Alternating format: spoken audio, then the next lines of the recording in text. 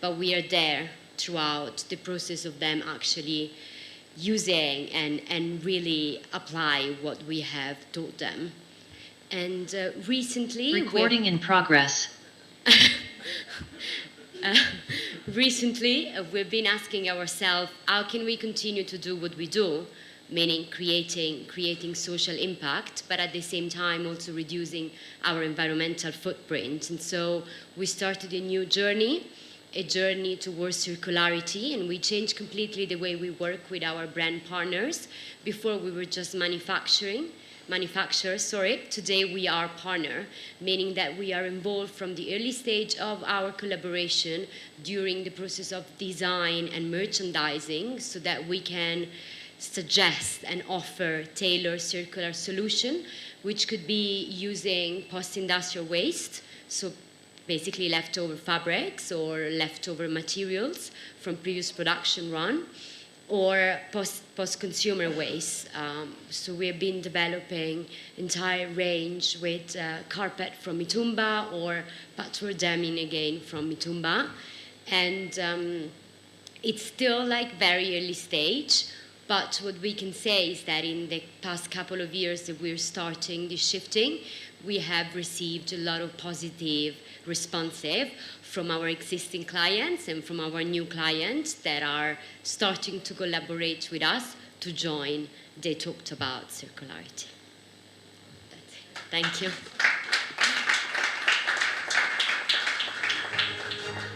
Wow, thank you so much. Another beautiful round of applause, ladies and gentlemen. Thank you so much indeed.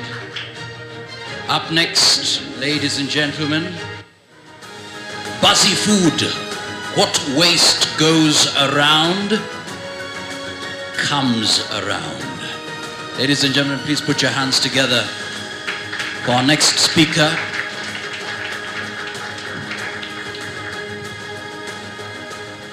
Welcome, welcome. Insectipro, Talash, welcome. Morning, everybody. So nice to see everybody here. Hi, Nelly. I see some very inspirational people in the room. My name is Talash Hybers, and I'm here representing Insectipro. I guess you can kind of hear in the name what we do. Insects. So since 2008, we've been working on using insects to recycle waste in a circular way. So not just for Kenya, but also within our own facility. Our own facility is zero waste, but what we do is we collect waste from very many different locations, from industrial waste producers, from markets. We bring it all to our central facility. We turn it into something that our insects can eat. Our insects eat it for 10 days. Then we have two products. We have our black soldier fly, which goes into animal feed, which replaces fish meal and soy, also trying to make animal feed a bit more sustainable. And we have our fertilizer, which then goes into crops. Hi Veg Pro, somewhere in the room, I already talked to you. And our vision is, what can we do to create circular food systems, not just creating circularity within the food systems, but taking all the actors in the chain with us. So we work with farmers, feed millers, food processors, and seeing what we can all do together to make it better. Yeah, I had a presentation, but...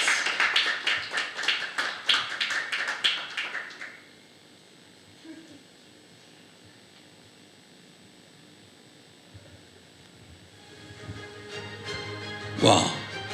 Okay, thank you so much. You do such an amazing work, and thank you for the challenge. Creating that circular food system, and of course engaging all the stakeholders. Thank you so much indeed. Up next, ladies and gentlemen. Big round of applause, ladies and gentlemen. Mr. Green, General Manager, Sonia Orwa. Good morning, everyone, and thank you for setting this up perfectly for my height. Well, I am representing Mr. Green, but I am Sonia. A pleasure to meet you all, and today I want to talk to you about a company that is very hard to define even for ourselves.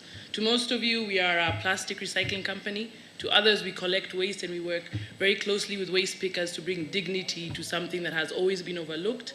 But today I'll tell you a story of Selena, one of 3,000 waste pickers we currently work with, and hopefully by the end of this story you will understand what Mr. Green does.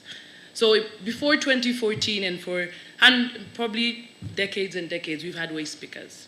In Kenya, there are derogatory terms used like chokora to represent waste pickers. At Mr. Green, that word is banned. And the reason why is because Selena and all these waste pickers are heroes. They started collecting when it was not sexy to do so.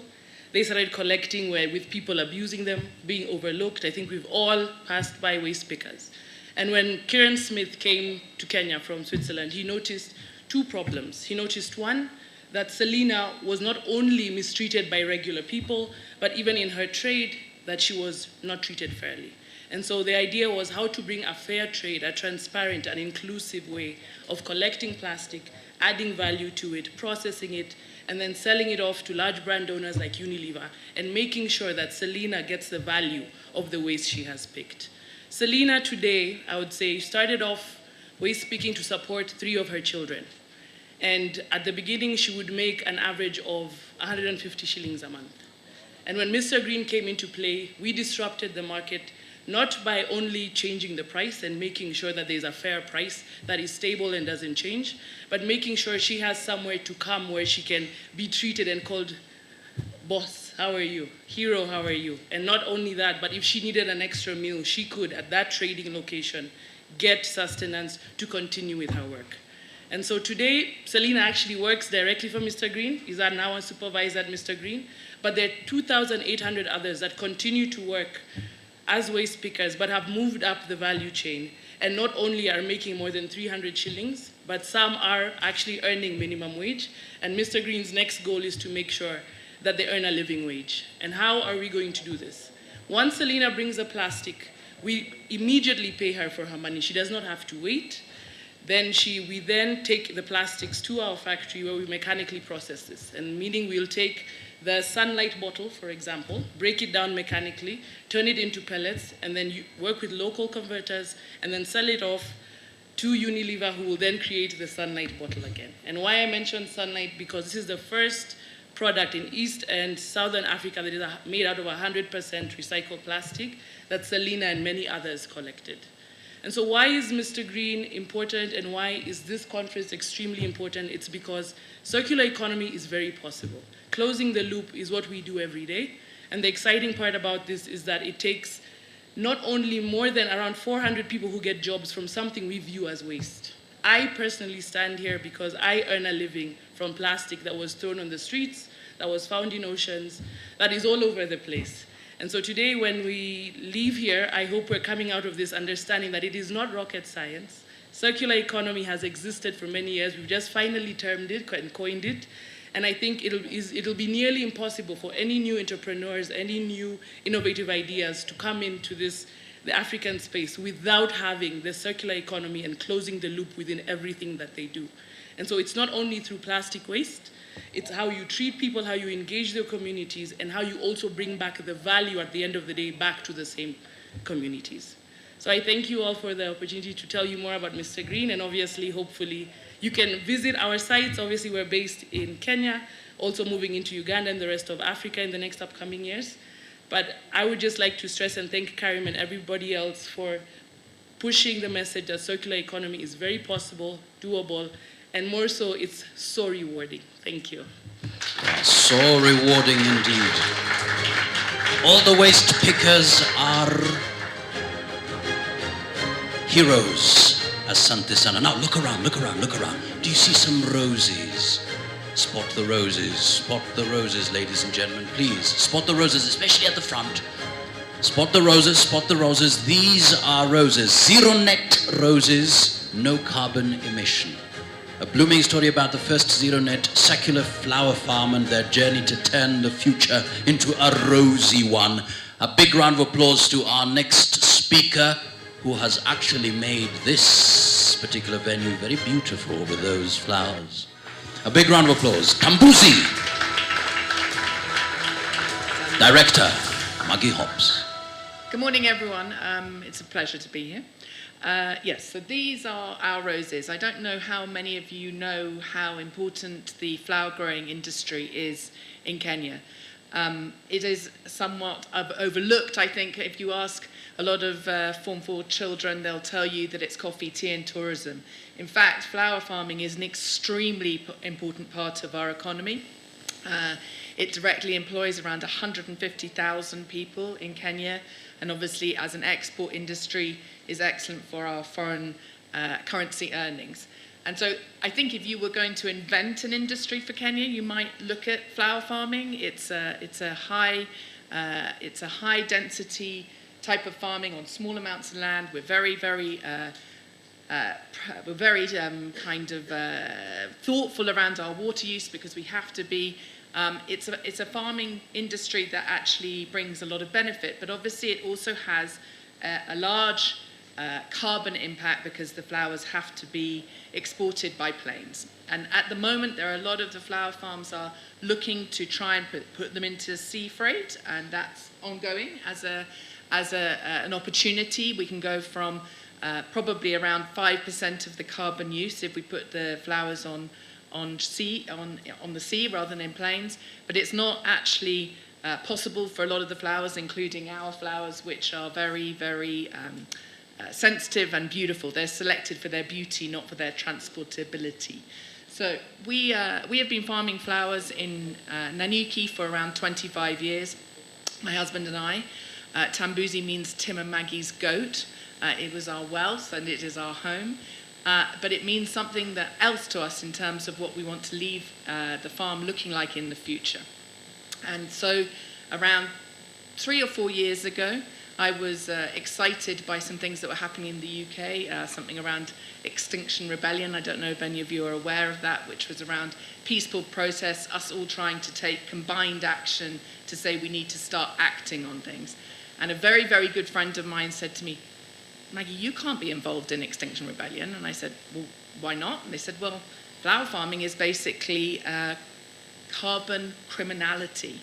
You are a climate criminal if you're a rose farmer. So I took this challenge and I said, I actually don't believe that to be true.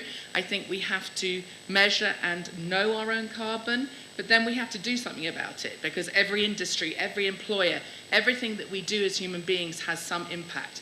So it's very easy just to say that industry is bad and this industry is good. We've now got to look at them and take responsibility for our own industries. So at that point, Tambuzi, we found a UN program, which is called Climate Neutral Now. We're not actually without carbon. We have to offset quite a lot of our carbon because at the moment it's impossible to do that. But we were excited to be able to join this program. And since that time, we were the first ever flower farm in the world. We were the first business in Kenya to do it.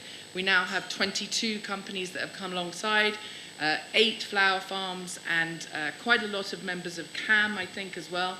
So the idea is that you then acknowledge who you are, you measure it, you try to reduce it, and then you contribute towards the stuff that you can't actually offset.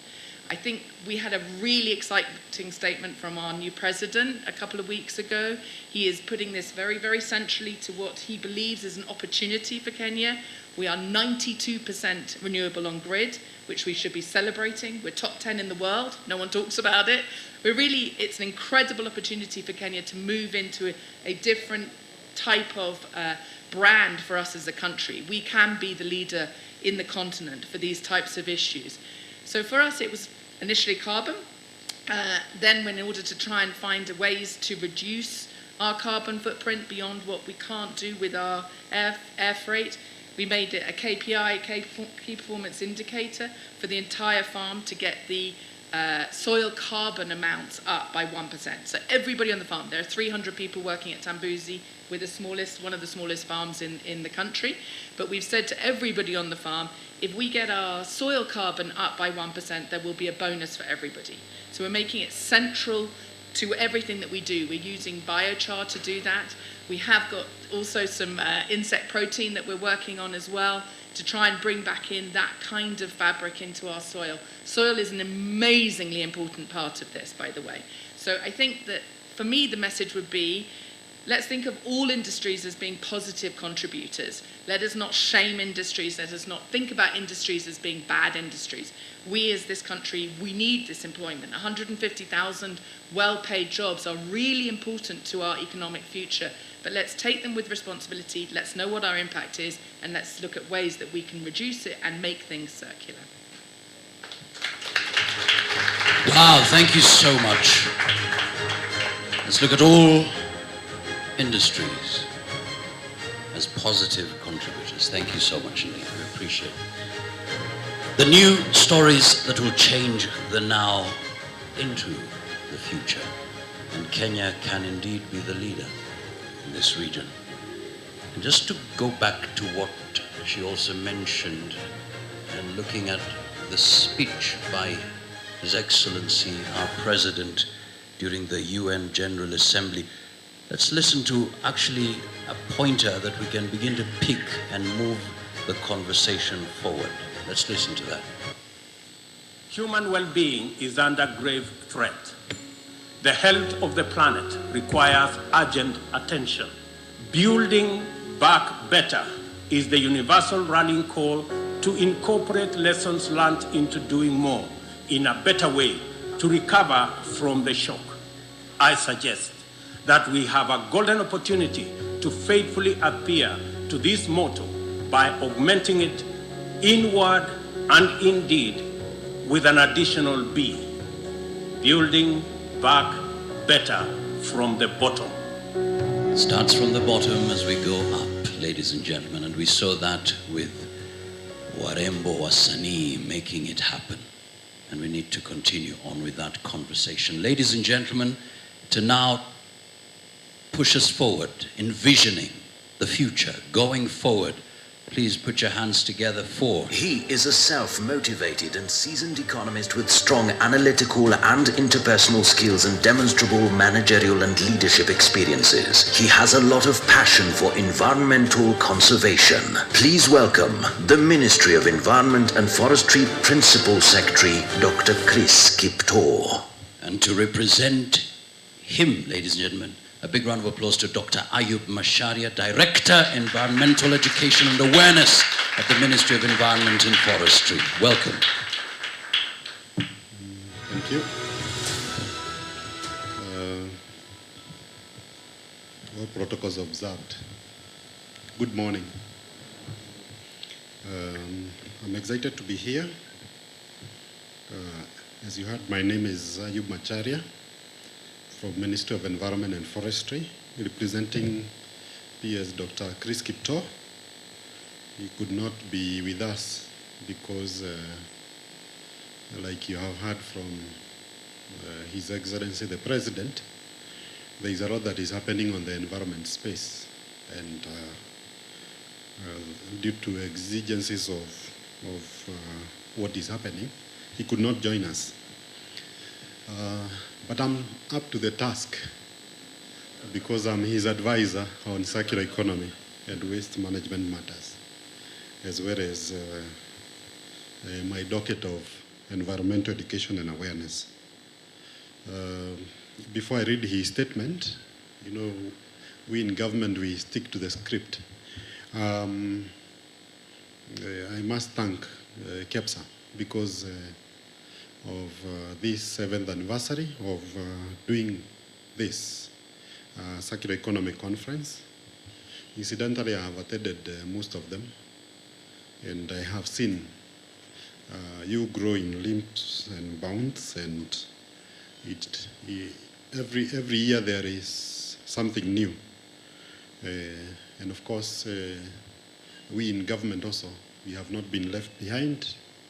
We have supported the initiatives in terms of policy, in terms of encouragement and participation.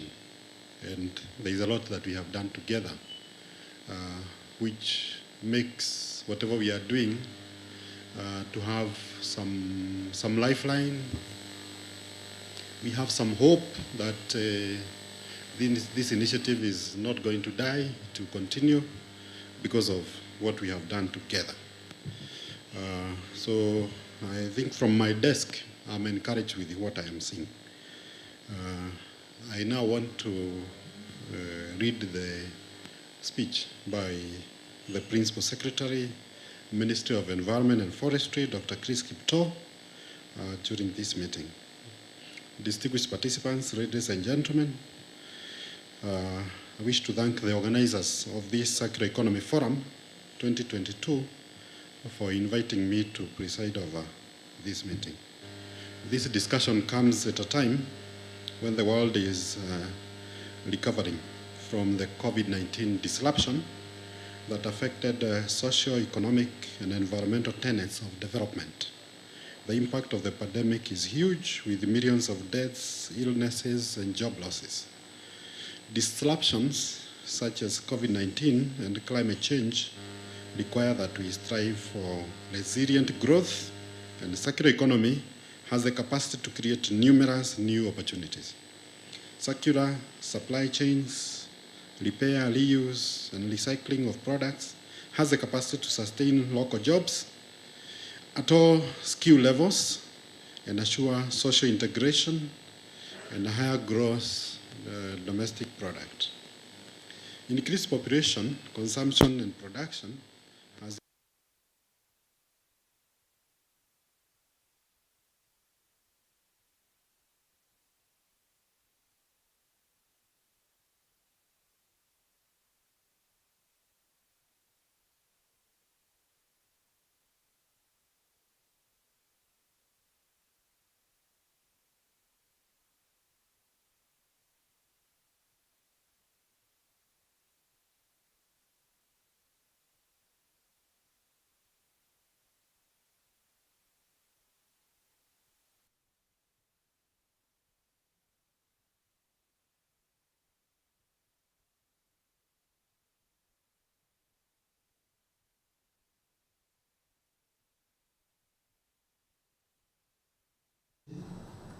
Environmental Management and Coordination Act of 1999 and revised 2015, Sustainable Waste Management Policy 2021, Sustainable Waste Management Act of 2022, Climate Change Act of 2016, the draft Extended Producer Responsibility Regulations of 2022, among others.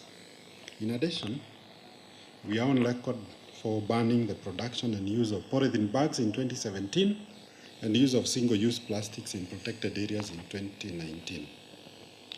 So why are we doing all this?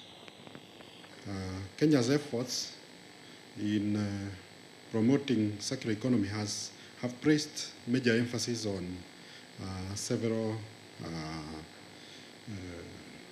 areas of motivation, including encouraging circular business models and production processes, reverse logistics, and feedback loops, which integrate reuse, refurbishing, and remanufacture of products. Number 2, promotion of alternatives to primary raw materials and use of recycled materials. Number 3, promote design for products that last longer and are easier to repair and recycle. Number 4, support for local circular economy, such as industrial symbiosis, where waste from one company becomes raw material for another. But 5, support use of non-hazardous substances and removal of contaminants from products. Number 6, promote economic instruments and tools that support sustainable consumption. Number 7, promote training and education for green skills. And number 8, promote green procurement. So that is what motivates us. Kenya has already started implementing these policy and legislative documents. And we appreciate that the private sector, together with the public, have positively welcomed the transition. Currently, we are collaborating with the WWF and UNEP to develop a dummy sustainable waste management bill for counties to hasten the transition to circular economy at the grassroots level. Public consultation meetings on this dummy bill will be done early next year. In addition, the ministry has partnered with the Danish government to develop extended producer regulation guidelines for the 5 categories of producer responsibility organizations established by the draft EPR regulations of 2022. These guidelines will help the private sector players to establish EPR schemes for their products and packaging. Further, the country has embarked on a glad plan to plant 15 billion trees over the next decade as part of a program to stop the cycle of recurring droughts, absorb greenhouse gases from the atmosphere, increase habitat for biodiversity, and provide for other related human needs. The community-based approach in the ongoing tree growing assures sustainability of this initiative and also has a strong component of public awareness on circular economy within the forestry sector. I wish to encourage the private sector to continue teaming up with us in this initiative. Kenya intends to expand the scope of circular economy beyond the waste management to cover entire economic drivers.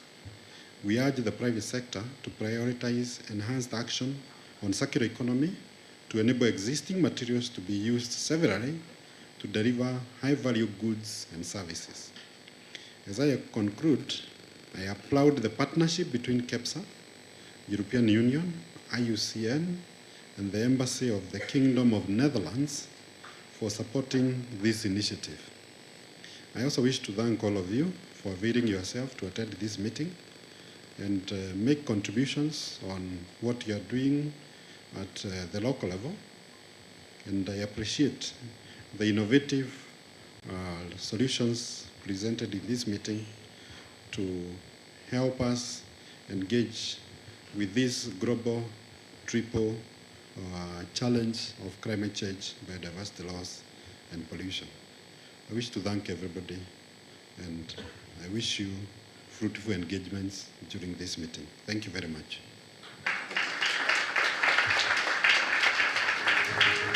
Well, thank you so much indeed, Dr. Ayub, representing the PS. Circularity beyond waste management, actually focusing on the whole economy. Ladies and gentlemen, up next. She began her career at the German Federal Foreign Office before joining the European Union Council Secretariat in 2006. She is passionate about the environment and diligently ensures the EU Green Agenda features prominently in the EU-Kenya discussions. Please welcome the European Union Deputy Ambassador Katrin Hagemann. Big round of applause, ladies and gentlemen.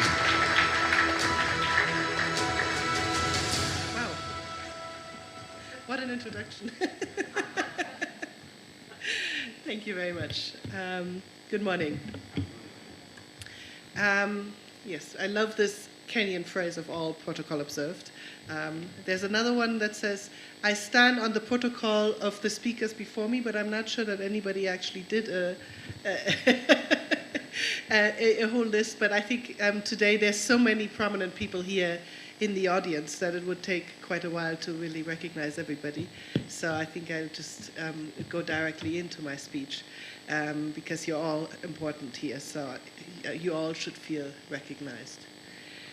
I'm very happy to be here today at the 7th Circular Economy Conference in Nairobi, and the fact that it's the 7th shows how much of an importance Kenya is placing on this. Together, we will explore the global, regional, national efforts towards a circular economy in Kenya, showcase pioneering ideas, and we saw some of those already this morning, share global visions, and see their local applications and impact. But let me start a little bit with the bigger picture of where we are globally. The world is currently preparing for the next United Nations Climate Change Conference, COP27, the African COP, at Sharm el-Sheikh in Egypt. The COP is titled Together for Implementation. What opportunities and challenges will this bring to the private sector in Kenya? The fact that this year's COP27 is happening in an African country has a great symbolic significance. Africa is the continent that is the most exposed to climate change, but has been the smallest contributor to greenhouse gas emissions. However, it is not only the climate that we have to worry about. In fact, we often say, and my predecessor said it, we are currently facing a triple planetary crisis of climate change, biodiversity loss, and pollution. The three crises are deeply interlinked and are a great challenge for humanity. As an example of such an interlinkage, a changing climate, together with growing pollution, are causing many species to go extinct, and thus biodiversity loss. However, this also means that solutions can address several of these challenges at the same time. The Climate COP will explore some of these interlinkages. The COP27 will put the emphasis on the implementation of the Paris Agreement and the nationally determined contributions. We expect that COP27 will put Africa front and center of the discussions, in line with the realization that African countries are some of the worst exposed and experience some of the most severe impacts of climate change.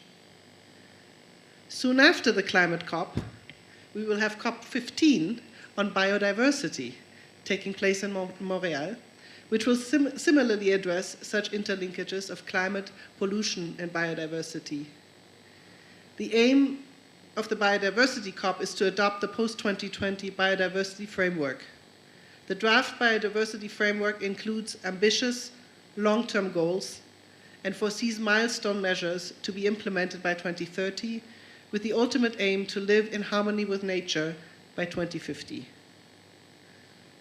From the EU side, we hope for transformative actions to be taken to deploy solutions in order to reduce threats to biodiversity, which will affect all sectors. The transition to a circular economy will be essential in reaching the goals of both COP27 and COP15. Ladies and gentlemen, let me quickly shift from looking forward to looking back.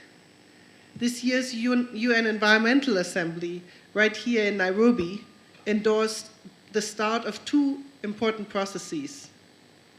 It agreed to prepare and establish the Science Policy Panel on Chemicals, Waste, and Pollution, and it agreed to initiate negotiations of a global agreement on plastics. This agreement will have to address all the stages of life cycle of plastics, from materials to design, production, consumption, and waste.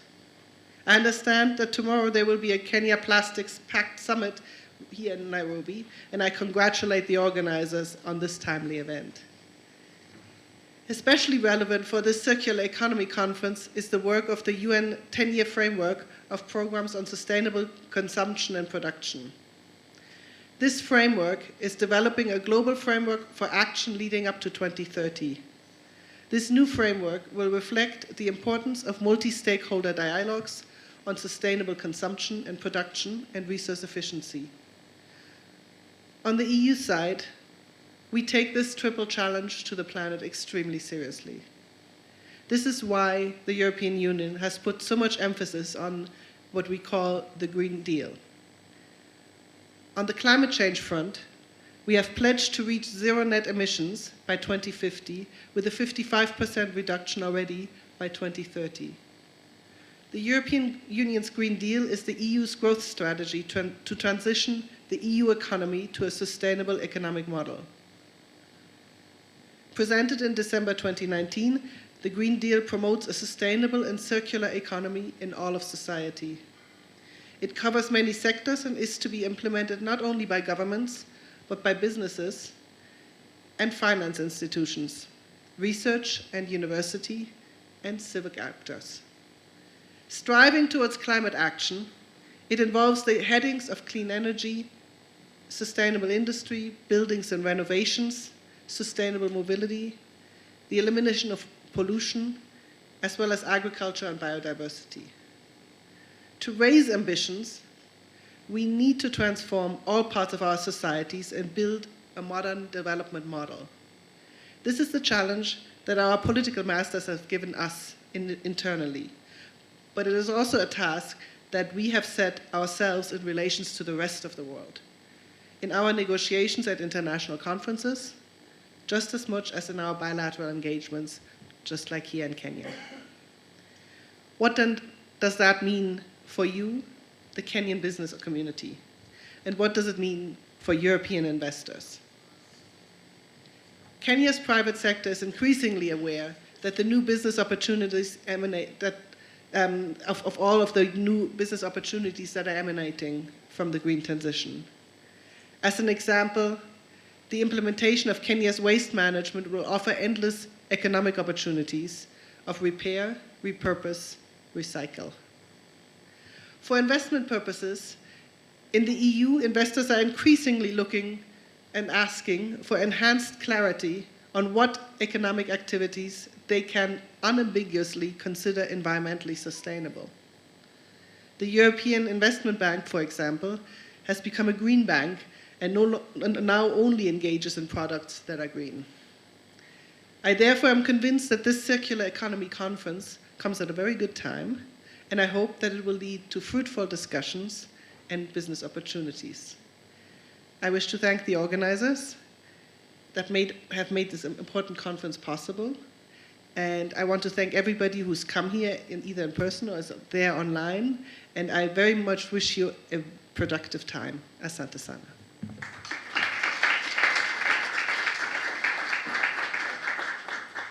Thank you so much indeed, Deputy Ambassador.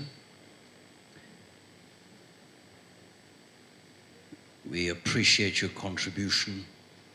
We need a modern, developed model, engaging in products that are green. Thank you so much, and it's important for us to please a big round of applause to the European Union. This conference is actually powered by the European Union. A big round of applause.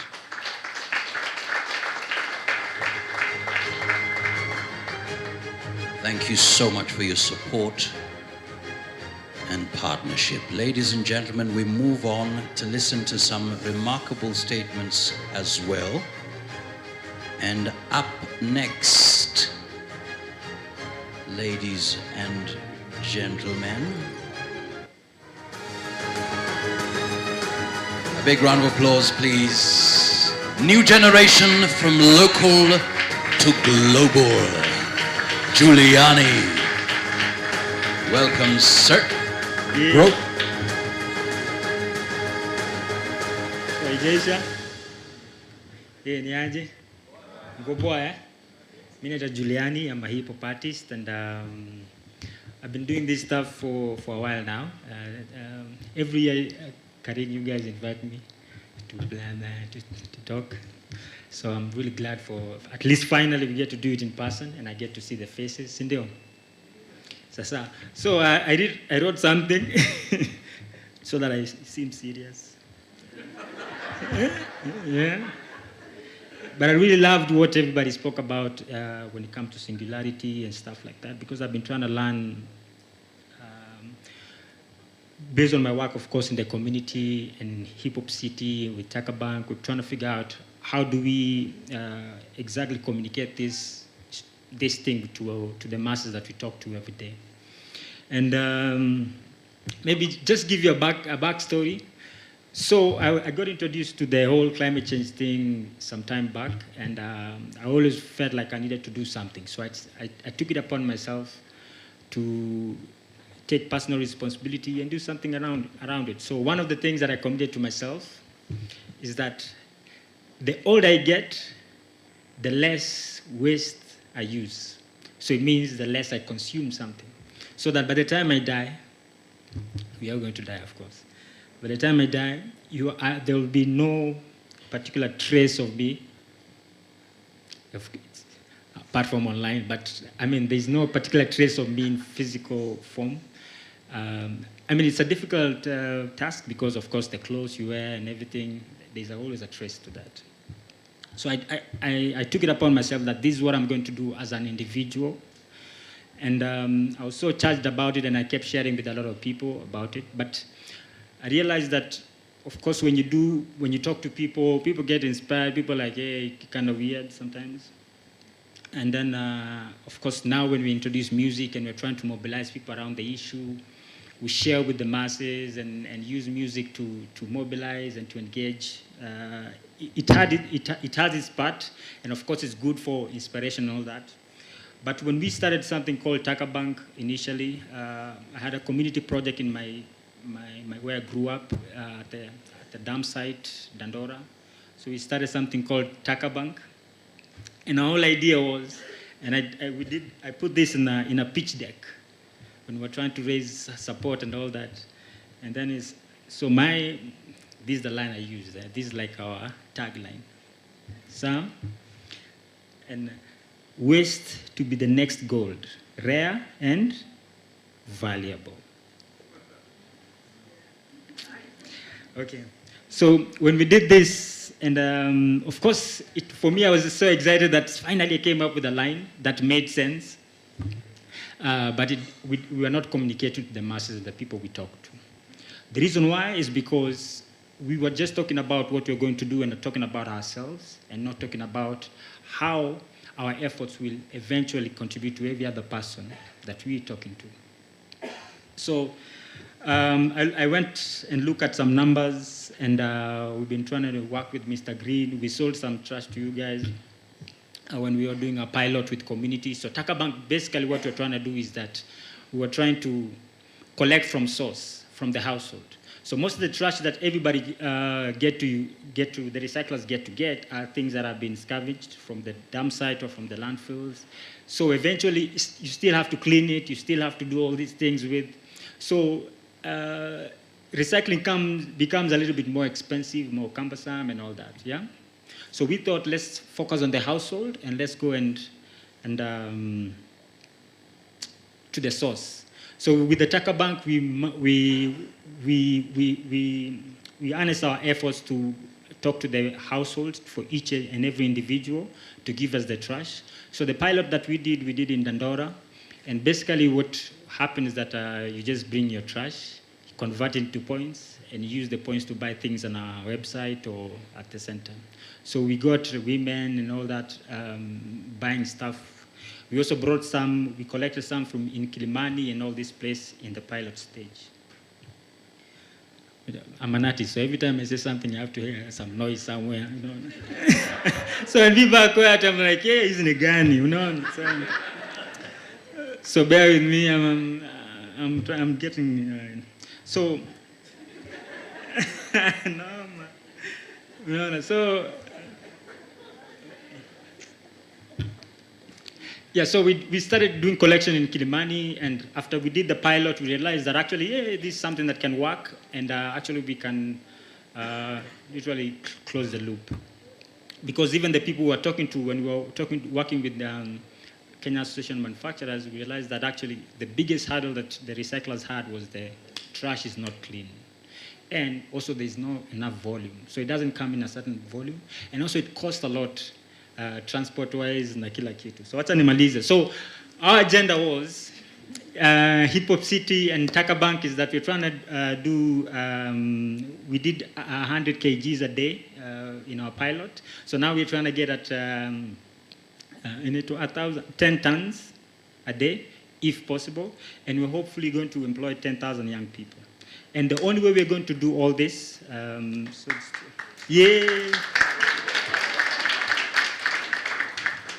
the pilot stage, of course, is because small time. So now we get to scale it, and when we scale it, we're actually able to achieve all this. So, but what we have learned throughout, one of the biggest lessons that I really wanted to insist on is that sustainability has to be in harmony with everything else. So when we talk to people, we can't talk to them from a place of, oh, we are coming to solve a problem, or from a survival mode. We have to come from a place of, this is going to impact your value chain somehow. It might impact your bottom line. It might impact the way you eat. It might impact your lifestyle. So that's how that kind of conversation that we're trying to get at, and that's how we felt like we were getting to the masses when we were talking to them. So sustainability has to be in harmony with everybody's aspiration, dreams, and everything else. Iko sawa? Nimemaliza point. Mungu awabariki. Nashukuru sana Karin for always inviting me and making me your sustainability. I forced myself to be sustainability champion, and we've worked so much with you guys, and hope to see you soon. I'll see you. Wow, ladies and gentlemen, thank you so much. Look at sustainability in harmony with everything else. Waste to be the next gold, rare and valuable. Thank you so much. Up next, ladies and gentlemen, big round of applause to our next speaker. The role of the private sector, how I embraced CEEMF into my plastic packaging company. Joining us online, Akshay Shah, Group Executive Director, SIL Africa.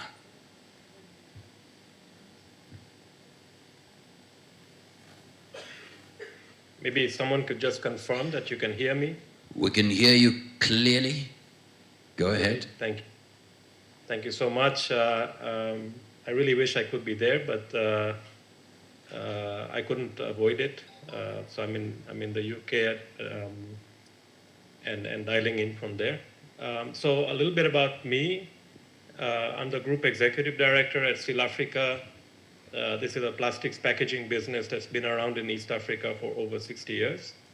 And we manufacture packaging for food, beverage, chemicals, and agricultural companies. I'm also the board chair at KEPRO. This is the Kenya Producer Responsibility Organization. I'm also on the steering committee of the Kenya Plastics Pact, and I'm also in the committee of the Kenya Association of Manufacturers Environment and Sustainability Committee. I've been in the plastics packaging business for about 30 years, and I was asked to, I guess, talk a little bit about why the Ellen MacArthur Foundation and why circular economy. So just a few remarks. Ellen MacArthur Foundation is one among a few global organizations that is bringing together stakeholders in the circular economy value chain. I think the Alliance to End Plastic Waste is another one. And I guess the purpose of becoming a global signatory to the Ellen MacArthur Foundation, which is what we did at SIL Africa a few years ago, one of the first plastic packaging companies in Africa to actually do that, is to make a public commitment towards circular economy. And then also to learn from each other, because there's many companies around the world in the plastics packaging sector who are moving towards circularity, who are redesigning their value chain, their material, their product, their packaging, and we don't have to reinvent the wheel every time. So learning from what others are doing and making our commitments public also helps us to hold ourselves accountable and essentially not get, I guess, this drive towards circular economy should not be masked by greenwashing. So I think those are some of the big reasons why becoming a global signatory to the Ellen MacArthur Foundation is really important. The other piece I would like to talk about is why circular economy in plastics packaging. I think there's a lot of, I guess, blame that goes around on the material. Because we do see a lot of plastic everywhere, in the environment, in the ocean, in the rivers, in the dump sites. And we see that because plastic is really an indestructible material. But it's also by nature, it's also a very malleable material. We can recycle it infinitely if you do it the right way. So I think the first message around circular economy in plastics packaging that I'd like to share is that we need to think about managing the material and not blaming the material. How the material ends up in the environment is basically because we haven't designed the value chain in the right way. So that brings me to my next point, is that we have an opportunity, as we embrace circular economy, to redesign the value chain right from the beginning. What materials do we use? So, use more recovered and recycled materials and renewable materials instead of oil-based. And then design for reuse and design, to reduce the amount of plastic or remove unnecessary or problematic plastic. And then eventually, have this material come back into the economy and try to reduce the amount of recycling that is needed by ensuring that it gets reused, refilled, returned, and so on. And this might seem like a lot of things to do, but if it kind of falls within the framework of both voluntary and legal frameworks of a PRO, a producer responsibility organization, and then participate in an EPR scheme, an extended producer responsibility scheme. This is what Kenya has really been leading in this area by introducing, through the Kenya Association of Manufacturers, through the Ministry of Environment and Forestry and NEMA. They've been really at the forefront of ensuring that we are, as a country, moving towards circularity. So, last year, no, it was actually earlier this year, the Solid Waste Management Bill was passed in Kenya, which I think was a major milestone. We're looking forward to the EPR bill also being passed. And the combination of these sort of legal frameworks will also drive more voluntary compliance and then also legal compliance. And when that starts happening, I think we then really start seeing circularity happen at scale. And it's not going to be possible to do it individually. Like South Africa by itself or Kenya Plastic Pact by itself cannot just move an entire nation towards circularity. So I think the key lessons, I'm going to end with 3 key lessons here. One is we have to move towards circularity at scale. It's great to see some examples of where waste, for example, can be converted to value in small ways. And I think those are great ways to inspire people to think bigger. But there's so much of waste that is generated that is coming out of a linear economy. We need to be able to take the same amount of waste and move it back into a circular economy at scale. And so that's I think the one big thing. Together at scale is really going to be important. The second big lesson is doing good is good for business. And I think this is something, it's like I would say a big reality check, that no matter how much something is good for the environment, if it isn't good for business, businesses are going to either not move towards it until they are forced through legal frameworks, and even then there will be a lot of resistance. So for those who don't believe me,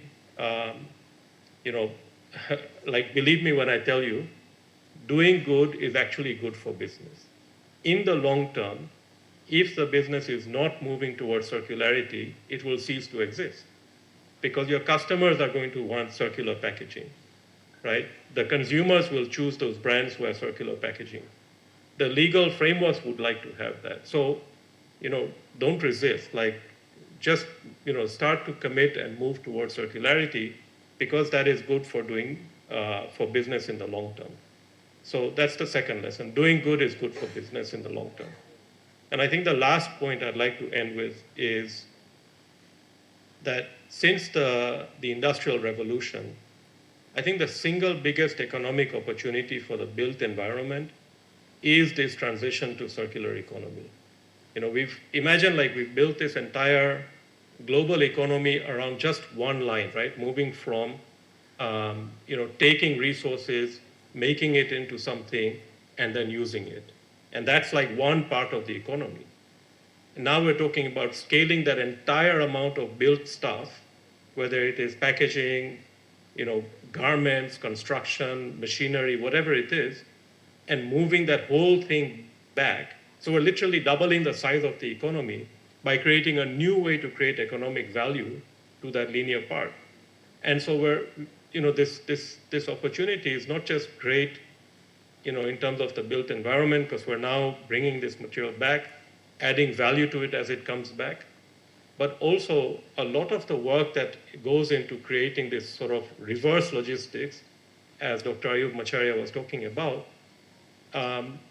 is a huge opportunity for micro SMEs, micro entrepreneurs, small medium enterprises, because bringing all of that material back into a reuse, refill, returnable application, and eventually to a recycled application, is something that I don't think mass industry is ready for yet.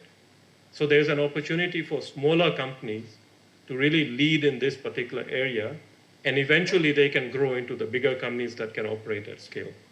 So overall, I'd say as a plastics packaging company that's been in business for over 60 years, I think for us to continue to remain relevant, embracing circular economy, and doing it through the right partnerships is the way to go forward.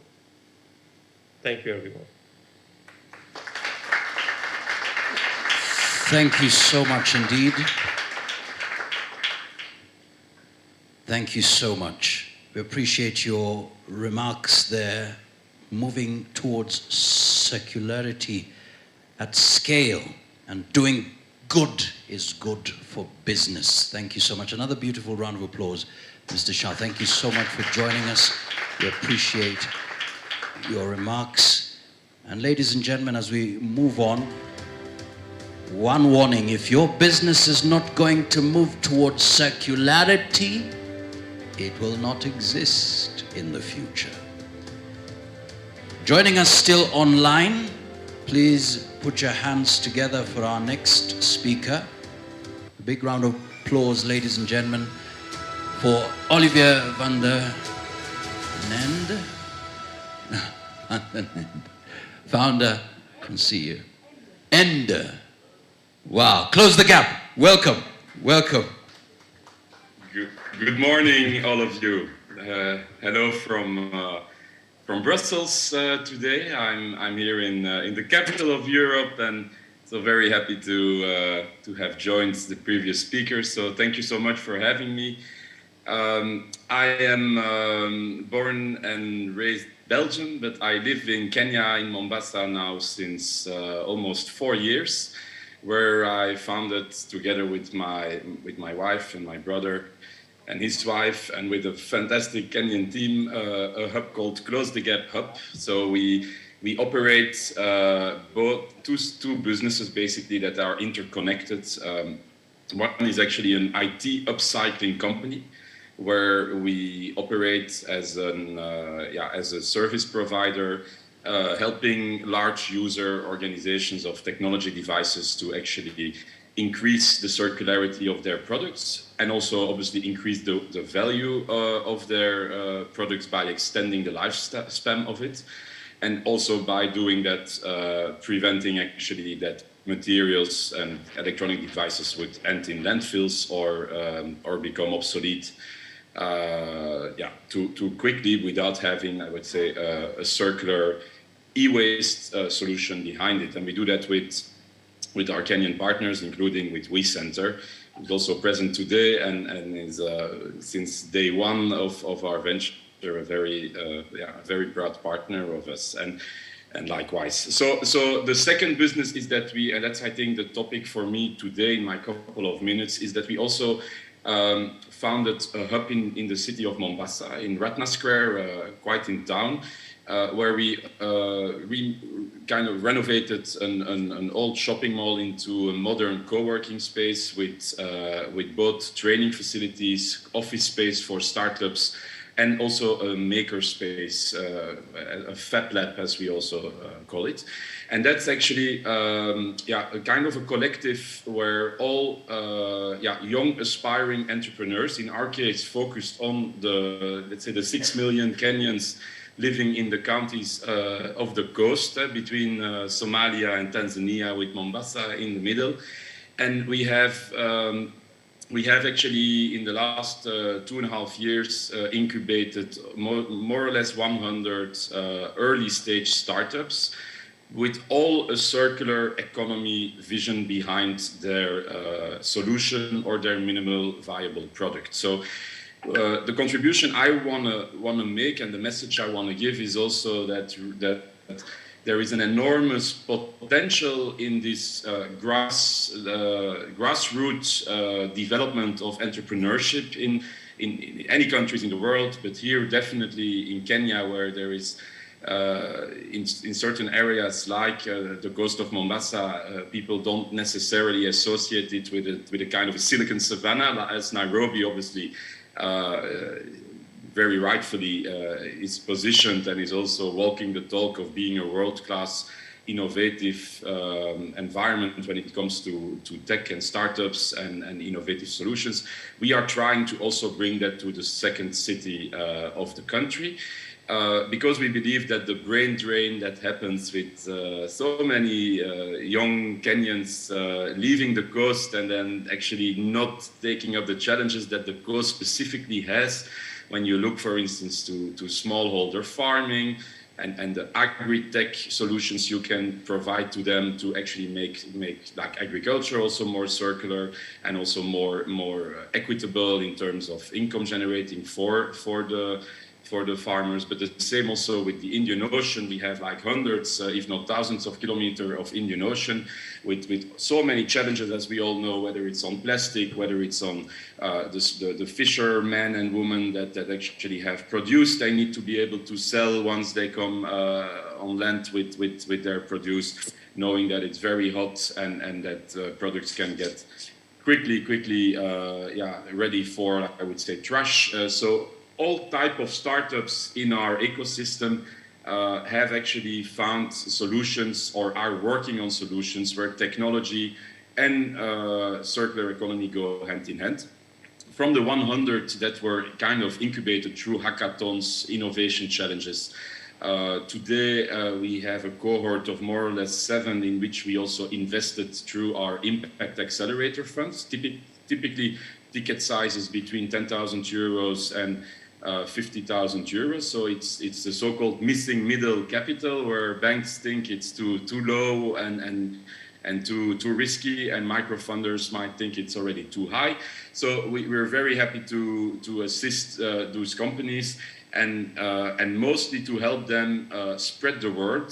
Those are all micro companies, so they're definitely not directly changing and disrupting the ecosystem with a kind of a solution that can be rolled out overnight. So it's really micro companies, bottom up, but it is really showing that the energy, the ideas, the passion comes from within people, from the stakeholders and the livelihoods where the challenges originate from. And so I'm extremely proud having worked together with a team of now 50 employees in Kenya at the Close the Gap Hub and in our 2 businesses, and a couple of hundred of young entrepreneurs that come every day to our hub. I would invite all of the audience, and definitely the one based in Kenya, to reach out to us and come and visit us in Mombasa. We'll host you gladly. We have a nice cafe and a restaurant also where we serve some Swahili and some Belgian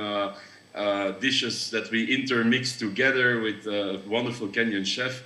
But mostly the reason I'm saying this is because it's about co-creation, and with the energy and the content and the subject matter expertise here around this fantastic conference, and what I've heard in so many different speakers' elaborations, I really think that we can team up together in making our circular economy investments in Kenya even nicer, and also using it as an inspiration for the other East African community, neighboring countries, and the world at large. So big congratulations to the organizers. I look forward to another session in the afternoon where I'm also contributing with some of you. And for now, enjoy the rest of the conference, and always, welcome in Mombasa, and see you very soon in the other sessions. Asante sana. Asante sana. Thank you so much, Olivia. Glad to team up together. Asante, thank you for the work that you're doing. We celebrate you. And thank you that you are joining us now and also later on in the afternoon. Ladies and gentlemen, please, wherever you are, be upstanding. Let's be upstanding, please. Just be upstanding, ladies and gentlemen. Let's do this. Let's do this. Let's do this. Let's do this. Okay, eyes on the screen. Those joining us via Zoom, eyes on the screen. Everybody, let's do this. Get ready, get ready, get ready. Get ready, get ready. Okay, okay. Fantastic. Let's go, let's go. And we'll just... Let's go, let's go, let's go, let's go. Neck exercise. Some warm up. Okay, let's go. Neck. Hey, we want you to be here. 1, let's 2, go. 3, 4, 5, 6, 7, 8, 9, and 10. Fantastic. Okay, some warm up. Shoulders. Come on, this is for everybody. We want you to be here 20 years to come. Let's go. Okay, let's go. Video, please. Okay, let's go. 1, 2, 3, 4, 5. Fantastic. 1, 2, 3, 4, and 5. Fantastic. You're doing good. Okay. Warm up those hips. Let's go. Let's go. Warm up. Everybody. From the left to the right. Everybody. Ready? Begin. Let's go. 1, 2, 3, 4, 5, 6. Fantastic. 8, 9, and 10. Okay. Get ready for this. Get ready for this. Get ready for this. Come on. Okay. Ready? Begin. Let's go, people. 1, 2, 3. 1, 2, 3. Fantastic. You can give yourselves a big round of applause, ladies and gentlemen, as you take your seats. Thank you so much indeed. Well done. You can take your seats. Thank you so much. Wow, excellent. All right. Now we are set for a very exciting moment. Eyes on the screen. We're ready for a panel discussion, but I need to close this. Listen. Good people, if we were having a team building moment, I stand on this platform. I want to trust if I let myself go down, you will catch me, right? Now, there's also a problem if something doesn't happen. Eyes on the screen. Let's see this video. Team building. It'll be an exercise. Globally, we're offering instructions. We're saying, when you get up there, this is what you close do. your eyes. All right, and then These are fill in, critical goals. and we're going to ask you to fall, and then they will catch you. Yeah. So you have to trust us. I'm going to count to 3. Exactly. Just These are relax global goals. and fall. Okay. These are global goals. 1, 2030 2, will make it. 3. No! Now, if those goals are not understood down there, we're gonna have a big problem. And right now we want to make sure that globally and locally we move together. And so, ladies and gentlemen, we're talking about trends and vision, how to bring them to life. From global vision to local action, global, regional, and national roadmaps, strategies, and deals. Ladies and gentlemen, please welcome our panelists. A big round of applause to them as they take the stage. The names on the screen, and we'll be guided by Ms. Karine Boomsma. All the panelists, please take your position. We also have those joining us online. And remember, you can post your comments and questions via Mentimeter. Just go to www.menti.com. That's www.menti.com. The code is on the screen. Those joining us via Zoom, code is on the screen, 69 46 60 82. That code again, 69 46 60 82. Begin posting your questions and comments, and we'll be glad to highlight some of them.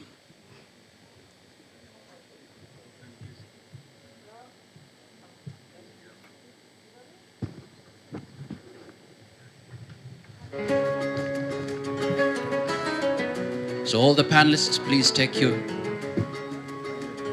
place.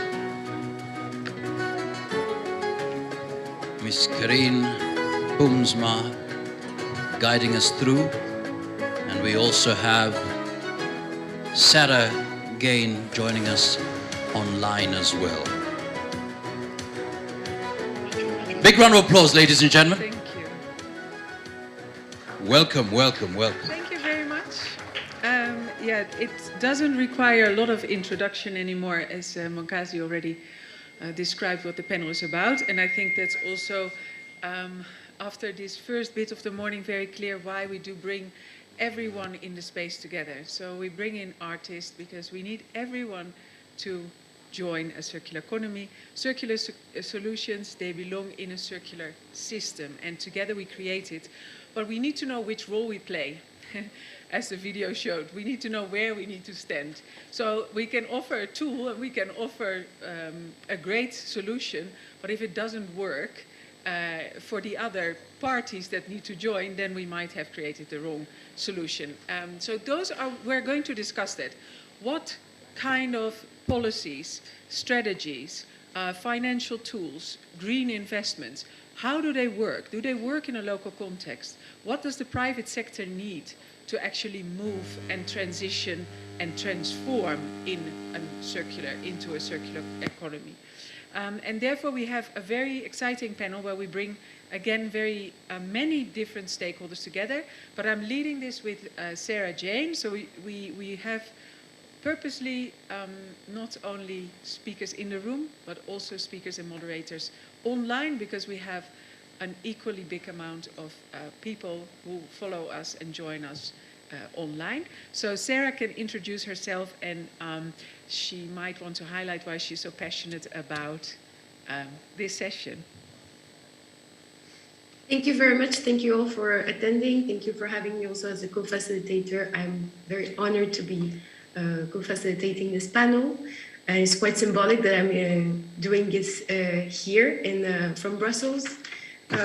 So yeah, I'm honored to be here because I think this is a panel that impersonates a very important conversation, a conversation that needs to keep happening also beyond the session, right? This cooperation between the private sector, the public sector, but also non-governmental, all answering to the demands of the civil society, asking for more sustainability, asking for circularity.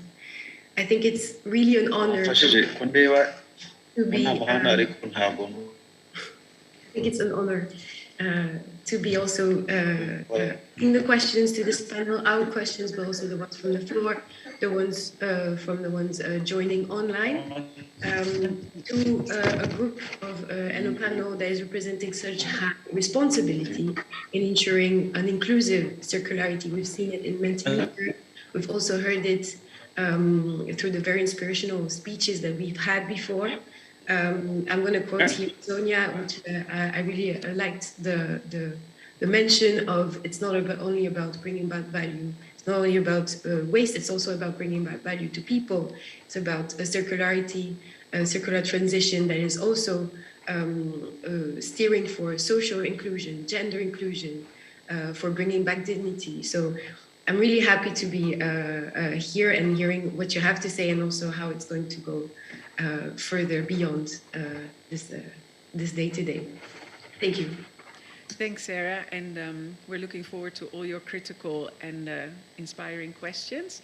So let us introduce the panelists.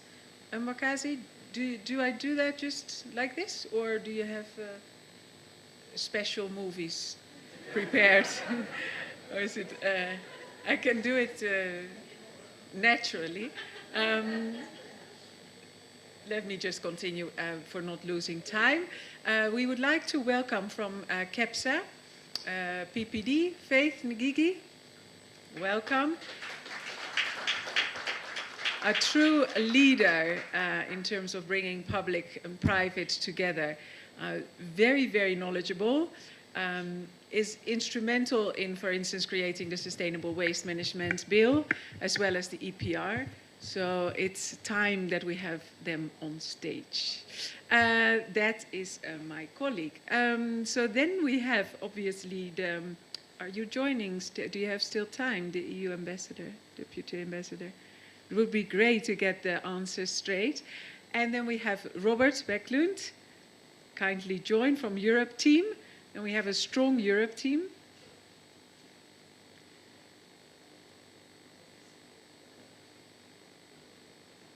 We have Dr. Ayoub. You're coming back to join us for this conversation and share your lights from the government perspective. And then we have Tom Boozy still in the space. Yes. We can, I don't know how many chairs we have and how many people we actually have. Yes, and then Charles, can you join us from the IUCN with great insights on climate change, biodiversity, from the IUCN's perspective? I think we are complete. Sonia, yes, sorry. Sonia, one more chair.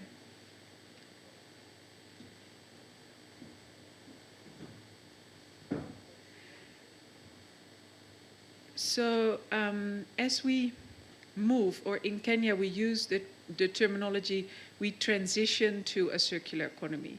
And I truly think that it's more than a transition, as we already said. It's just not like packing a few new solutions into an old reality. We're actually creating a new reality together, and therefore we need a different mindset, and we need to rethink.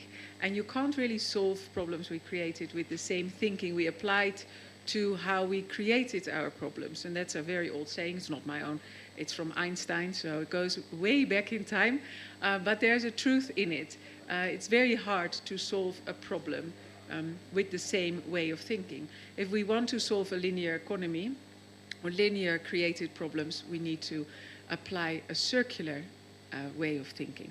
And I think it's very important to listen to each other and exchange what we need to play each our role to create that new reality. So welcome everyone here, and then I'm handing over to Sarah for her first questions that are, I think, particularly directed to the private sector. Right. Yeah, thank you very much for giving me the floor. So we're going to start the round of questions with the private sector, please. And I would like to address this question to all our panelists from private sector, so Sonia, Miriam, Faith and Maggie. What do you think are the best practices that we can emphasize to address circular transition per sector? You're all representing different sectors, all very critical to this transition altogether. So yeah, could you share, and the first one that is inspired could start, best practices that you would like to see emphasized? Shall we start like making a circle?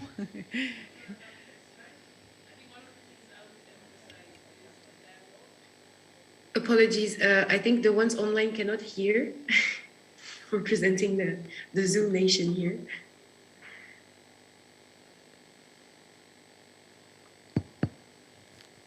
Great, so I think everybody can hear me, hopefully. So what I wanted to say was it's very important that we open up the dialogue, especially between the governments, county governments, and the private sector within those regions. I do not think there'll be a great success if those two are not in tandem and working together. Otherwise, they will be working in cross purposes. And I think that is something I would encourage, especially in the waste management area. There is a lot of collaboration required between government and private sector to push the circular economy and all the things we're trying to push forward in sustainability together with the same voice as well.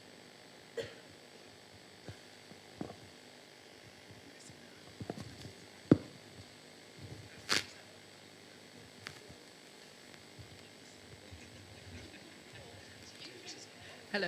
Is that right? It's working? From the point of view, I suppose I'm speaking a little bit on behalf of the flower industry, although not officially at all. But collaboration is extremely important. I think we have got to work out that whereas in business we're often natural competitors, there is so much that we need to do together. I think that there is so much that we can learn from each other. And actually it's about taking the first step.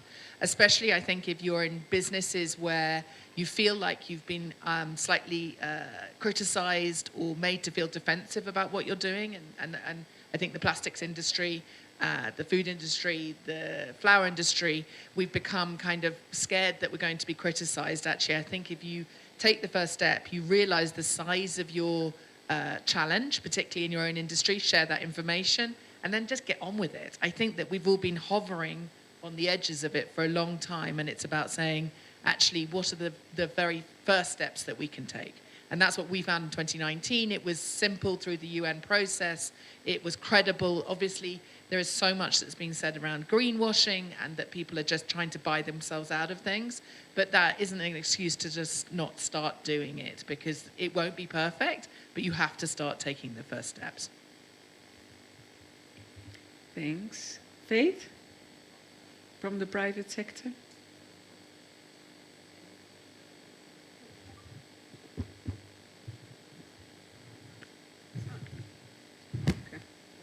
Thank you so much, Karin, for the opportunity to be able to share what I think should be the best practice.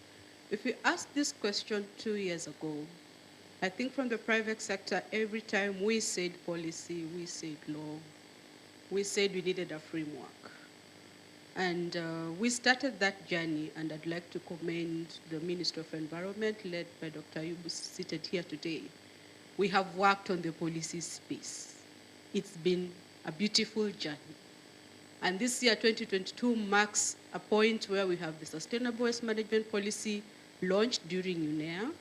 We have the Sustainable Waste Management Act 2022 signed in July by the President, and we have the EPR regulations. Clearly, the policy space is being sorted.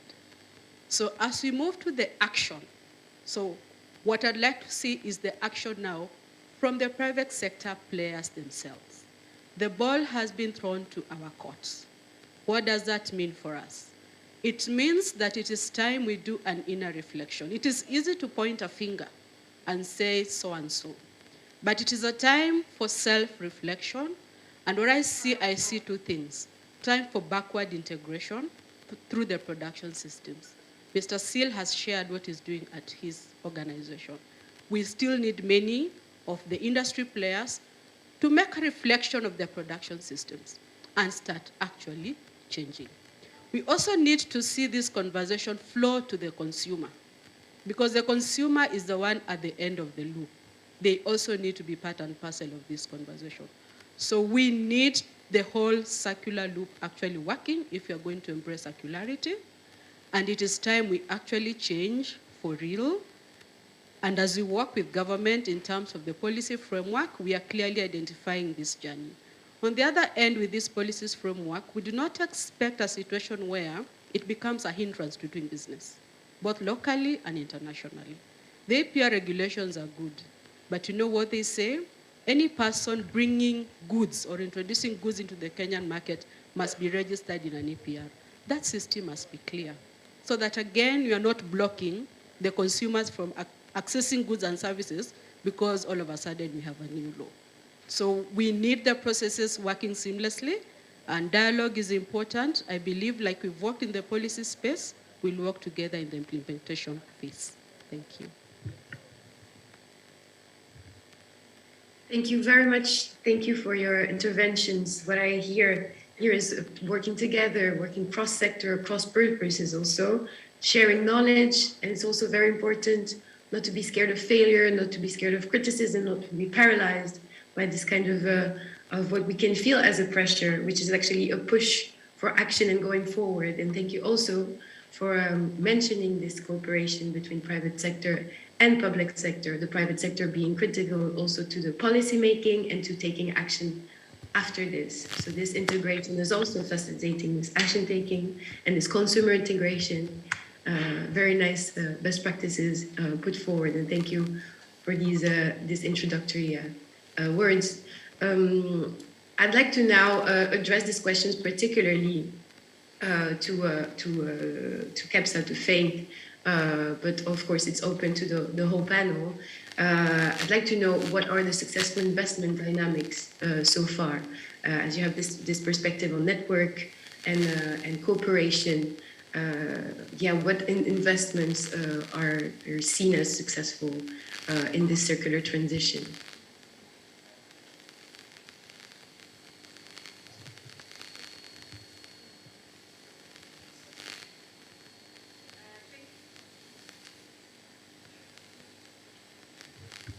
Thank you again for the question. The successful investment that I've seen, we've seen work in the plastic space. We've seen young people innovating how to reuse plastic or to recycle plastic. And I can mention the Discover brands with a 3D system of doing, of recycling the PET bottle. And I also want to applaud the same team working with St. Paul University. They have innovated the EcoBanner sanitary pad. I can't wait to use that pad anyway, because it is a pad made from banana, and it means that as a woman going forward, I will have less plastic in my body in a month. So that is very innovative of those young people. I have seen Junkie Beans is in the room, the CEO could stand up. Lucy Ngorongo, she's working very hard to implement separation at source. It is not the easiest assignment, but she's actually trying to do it. She's doing organic waste with BSF, our biggest challenge with BSF. So there's quite a lot that is coming up. We just need to put it together so that it is working as a whole. I've seen Nyayo Estate separate waste at source. They began during COVID. I was really encouraged that April. And by the time 2 years were over, they had already done like 5 tons, separating waste plastic at source. And they have not stopped. I thought they would stop because we were behind them. They have not stopped. The initiative is growing and growing. They were declared the first circular economy zone in Nairobi County by NMS. So a lot of things are happening in the Kenya. I am very hopeful. We haven't got yet there, but we can still make it. Thank you. Thank you very much for these few examples that are making a difference in the circular transition in terms of investment. Maybe Sonia or Maggie have other suggestions to provide in terms of investment, what you have seen in your particular sectors, because we're talking about plastic recycling, but I know also in agriculture and flower sector, there's quite a lot to be done too. So maybe some interesting investments you've seen in your development of your business. Certainly from a point of view of fertilizer, we're using more and more on-farm inputs, basically. I think that came a little bit from what we were saying about good business should be good business. It makes sense for us, especially where we've had really challenging times with the importation of fertilizers, to be producing them on the farm with our own products, basically, and using techniques that are becoming more and more sophisticated in how to get good fertilizers. So dropping fertilizer use, dropping chemical use by using IPM, which is integrated pest management. There are so many new technologies that we can use in these businesses that means that actually we're nationally more sustainable because we're not importing so much, but also at a biodiversity and chemical and fertilizer use end of it, it actually is the right thing to do. It's also saved us up to 35% on our input costs. Thank you very much. That was maybe Sonia, if you... Yeah, so in plastic recycling, I'm sure for most of the people who are in this industry, it's a very energy-intensive industry, and I think a lot of investment is going into making our operations also greener. There's this natural tendency to think that if you're a plastic recycler, you have green operations, and really if you're looking at electricity usage, looking at water, it's very important and a lot of innovation is coming in on water treatment plants, a lot more required to make them more affordable, and as Giuliani had rightly mentioned, the ease for the community to collect the plastic. And in the transportation of that plastic to factories, there's a lot more that could be done there, but there is a lot of initiatives, a lot of different companies coming in to solve these problems that we're having, and with more reverse logistics and other things. So I think around the plastic waste management and recycling, as well as other waste management, I believe there's a lot more that can be done to make these companies a lot greener and more investment in that area. Thank you very much. That's actually a great transition to the next question. What I take away from these interventions is really some elements, some investments on actual recycling, but also not sticking to the sustainable core of the activity. As Sonia, you were saying, it's way beyond just recycling. It's also energy efficiency. It's also investing in communities. And Maggie, thank you also for mentioning these innovations on soil, on land, on farming practices, changing fertilizers, shifting away from chemicals, from polluting elements. And actually, yeah, so this is all a great transition to this upcoming questions about sandbox financing. And I'm not sure if everyone is familiar with sandbox financing, but it's a financing framework that is facilitating innovation. And I wanted to hear from you, of the private sector, facilitating and steering for these innovations on a daily basis for your businesses. Would this type of finance speed up innovations that are new and not yet proved concept? How do you see this as a facilitator? Do you see it as a facilitator, or do you see pitfalls in that kind of framework? How can we make sure that this is something that is actually steering this circular and sustainable transition? And so I know it's a tricky question. Finance related questions are a bit impressive. Maybe we're going to start with Faith at this network level, maybe having this bigger overview. Yeah, so how about sandbox financing? How can it help our purpose here on circularity? Okay, the sandbox and green innovations and these innovations that are coming in and that require support. I have seen, example I could give is the Partnering for Green Growth and Global Goals that has supported the development of the 3D printer. And it took 2 years for those young people at Nairobi University to be able to figure out how to make the PET become very thin so that it can become an input to the next process. And therefore, such support for sandbox innovation is very, very key. The Kobana also needed support, and they've also been getting financial support to be able to do that. But in a general way, the Kenya Climate Innovation Center supports innovations in the country from a private sector perspective. And for the last couple of years, they have supported young people do that. What there is that the framework is not yet very friendly to do business. So it more or less we test here and there. It is good to have them come up. But for us to scale at speed, for us to transition, for us to see the change we are looking for, we need bigger support than just grants, donation, that is not very predictable. And on the other hand, I've also, I'm aware that most of those innovations would like to remain at that stage. It's comfortable. Put them into the market and they're not able to survive. The market becomes a bit harsh. And I think there's a conversation within the government system how to create a policy framework that enables such innovations to thrive. But within the Kenyan system, it is something we need to work harder so that, again, we are not lost in innovations all the time. We need to balance. It's innovation support time, but it's also time to face the market and be able to provide goods at that market rate so that we're able to see the change you're looking for. Thank you. Thank you. Now I'd like to maybe engage also the public sector on this question of financing that is actually key. Maybe Dr. Macharia, you would like to say something about the innovations there, and the importance of this kind of framework.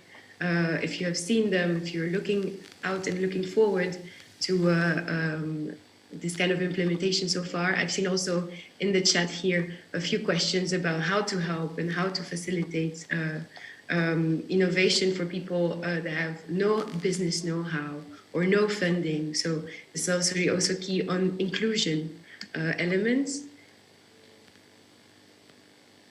Thank you. From our side as the ministry, we have a legal framework to support innovations through the National Environment Trust Fund. We already have a trust fund that is whose capitation is the government through the budget, and what they look for is they even run an award scheme, and they support the innovators. And so each year they do a call for these innovations, and they compete, and the best ones are supported. They are incubated and supported through the Environment Trust Fund, which is one of the parastatals within the Ministry of Environment. And one of their major strengths is that they're able to fundraise. They do a lot of resource mobilization. And so that is our vehicle for supporting innovations at the ministry. However, I need to comment that most of our hubs are housed by the private sector.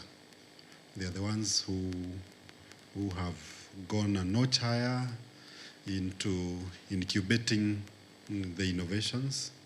We have several hubs in existence, and what I have not seen, especially from my desk, you know, my desk, other than me myself participating, I also listen to what is being brought to the ministry, what the discussions going on from my fellow directors, and there is a gap between what is happening at the innovation centers, especially at the private sector, and getting that, whatever is happening to the government. I think there is a gap there of communicating and bringing these innovations forward so that the government can think of what kind of support policies do they need.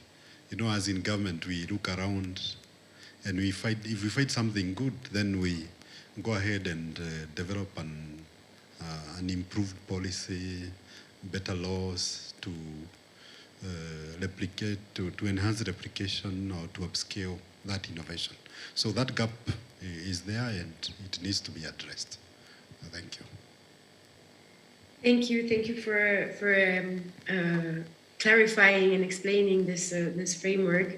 Maybe at European level, what do you see in this sandbox kind of framework, and also how do you see this closing gap between private sector motivation steering and the public policies? Have you seen this gap closing, and how do you see it for the future through financing, but also through partnerships actually at policy levels?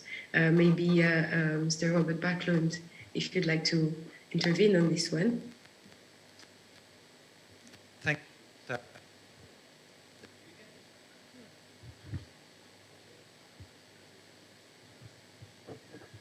So, thank you. We understand that the EPR regulation in Kenya is a very important one because Kenya has already a number of quite successful and interesting startups, which is dependent on a long-term and sustainable policy. Now, from the EU level, we turn also to the global level and see what policies is it that will govern our work together in the coming years. And this is why we keep our eyes on the COP27 on the climate change and COP15 on biodiversity. Notably, these global policies trickle down to national level in Kenya, notably also in all the European countries. So we're all in the same boat. And it does something to the economies and our societies. It transforms the societies into different kinds of economies, into green economies. Now, on the financing level, this opens up, obviously, a number of new opportunities, because what we see happening in Europe is that there are certain type of finance that is dedicated more to the green startups, or to the green production, to the green sectors. We speak in this conference a lot about the circular economy, but in order to reach the objectives of the 2 COPs on climate and biodiversity, it actually spans over to many sectors, into energy, into agriculture, into financing, not least. And according to our analysis, it's still a quite wide gap, actually. The startups and the ideas and the entrepreneurship in Kenya is still stronger than what the market, the financial market can provide for. So this is a reason why we engage both at Kenyan level together with Treasury, together with a number of local Kenyan banks to enhance their loan schemes, to reach out to more SMEs and more entrepreneurs. But also we engage at the global level, trying to define better what is actually a green financial framework, and how do we reach these investors at Kenyan, regional and EU level that wants to come here. We got to get better clarity on this, and this is why we need to continue working together with the global frameworks, the national frameworks, feeding in our knowledge from the ground, telling the leaders what is it we need, what is it we can transform into real investments and real production. This is a little bit where we have our focus. Thank you very much. I hear actually this drive for partnerships, this drive also to close this gap between what is happening on the ground and the dynamics of the SMEs, of the entrepreneurs, trying to be green and also trying to reach out to the multi-level frameworks of finances, of partnerships, of innovation support that the EU and the Kenyan government are steering for, and still looking out. This is a work in progress, and indeed, with this drive, this will to close this gap and make it more systemic as a business model and an entrepreneurial framework at global level and regional level. Thank you for this. And now I would like to target this question to our IUCN representative, Mr. Charles. Actually, you have this non-governmental, this kind of position. I would like to know, what is your take on the strategies and policies and that will facilitate a smooth implementation of a circular transition? If the private sector is the key player implementing the strategies and policies, what does a smooth implementation require actually in that sense? So linking the both. Thank you, Karin. Thank you for Sarah, for the question. I think when you look at the crisis we are facing, climate change and biodiversity loss, pollution, they affect all type of society actors, from communities to investors to politicians. So addressing this, therefore, requires a collective responsibility. And we can't just keep blaming private sector or private sector saying government is not giving regulations, then the community saying we are not getting this. But I think we should really start looking at this as a collective responsibility and how we respond to the crisis we are facing. And often at time we actually even separate this crisis. I mean, climate crisis and biodiversity is the two sides of the same coins. And there's a role that policy makers can do. We have good examples of Kenya with great policies in place. But also there's quite a big role that private sector can play. Especially, we need, I think, to stop talking about just changing corporate social responsibilities. Is transforming instead the entire supply chain and production chain. And that transformation, we see it already happening. So I think we are not talking something that is not happening. And I like the conference. I like this conference because we have people who are already making it happen. So it's not like it's not there. And I think the question is, how do we scale this up? How do we do this at a bigger scale? And there's a number of instruments that are needed. One, of course, policies are very important at national level, county level in Kenya, for example, regional level. We are also talking for a very big market on the continent, regional market frameworks. And I was very happy to see that actually the Intercontinental Free Trade Area is now operationalized. And those are the big engines of transformation on climate impact and biodiversity loss from investment point of view. But beyond policies, I think there is another big important factor in that action at scale is finance. So what is going to happen? And I'm trying to imagine what is going to be 2040 looking like from financial industry. It will be very difficult to get a capital if you have not transformed your entire supply chain. Simply because financial institutions will be pushed into financing sustainable businesses. And this is why the COP27 is going to be there. One of the big conversations is transforming the financial vehicle. And money talks, right? So if you have money, you have power. So that's why financial institutions are very key. The third, I think, is behavior change. One thing we underestimate is education. I have kids, and sometimes I look at their behavior of what they learn at school, how they use waste, and how they recycle. So it's a whole education and awareness that needs to happen at a large scale. And I think that's the role I see cross-sectoral approach needs to take in the circular economy. Sometimes they think, Ministry of Education, have less to do with circular economy, but actually they have a lot to do in transforming the curriculum. Yeah, you can talk to local government, Ministry of Local Government, and have less to do. They have a lot to do. And this is how I see it, and it's really a multi-actor, a multi-partner, a multi-player approach if you want to achieve this circular economy and the circularity part of it. And we have already people who are doing it. We just need to scale it up. Thank you. Thank you for these indications on a smooth implementation.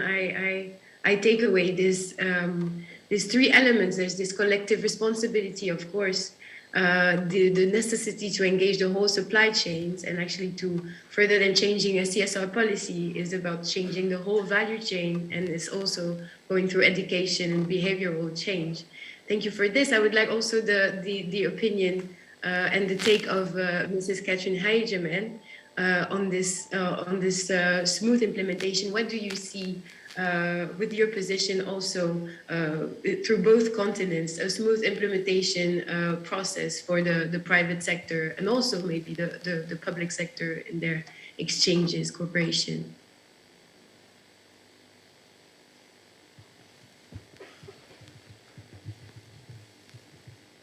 All right, we only have some working mics. So let's see, this one seems to be working. Okay, all right, no, thank you.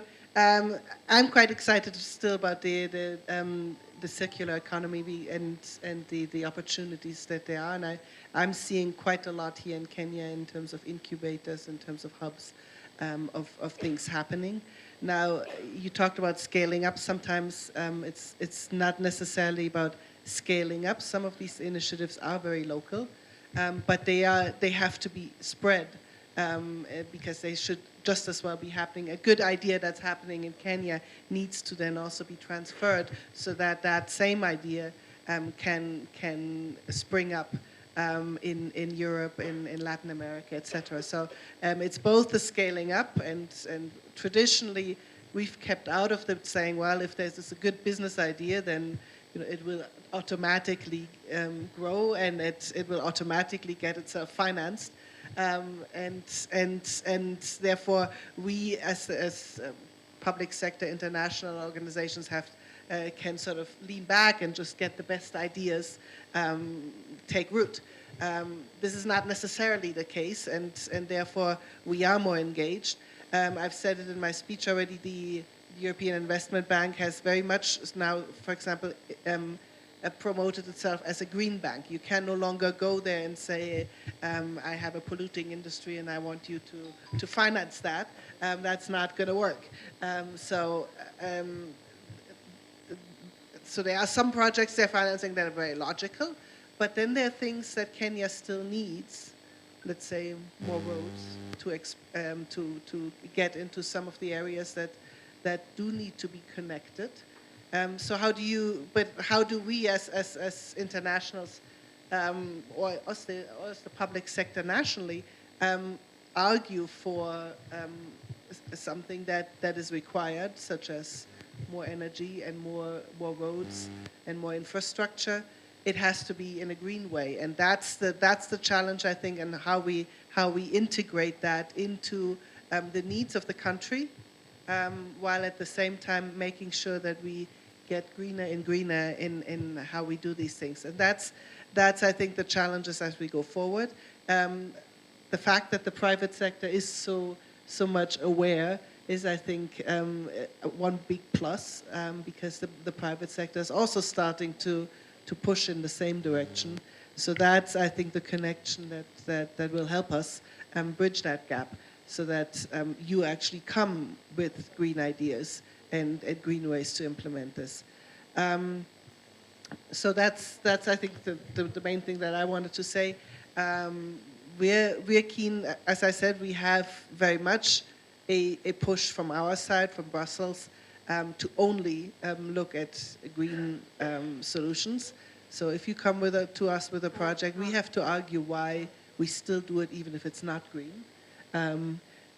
So there's very much a passion in Brussels to go in that direction, and that's in our external relations, that's in our negotiations, but it's also, we're getting more push to, let's say, look at the building we're in, and is that actually done in a green way?